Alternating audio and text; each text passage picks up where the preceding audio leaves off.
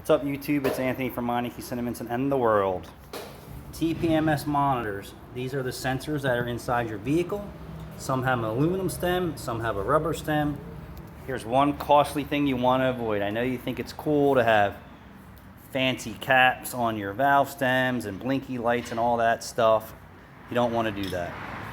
You want to use a black rubber cap. And this is going to prevent you in the future from filling your tires properly, or breaking your tire monitor off, or when you go to get tires, to avoid a $400 or $500 bill for new tire monitors. Because what happens is this metal here is different, and it oxidizes and corrodes to the valve stem.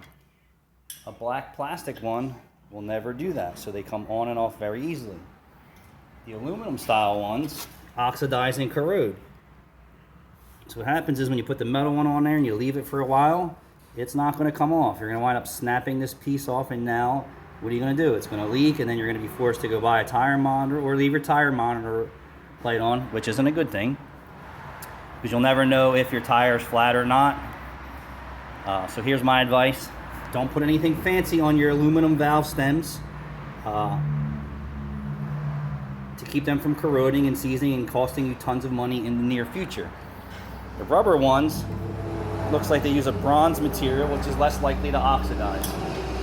And you can see these TPMSs corrode real easy. And that's my advice to you. I mean, we take them off. I don't put them back on. I put black valve caps back on to save you tons of money. Thanks for watching.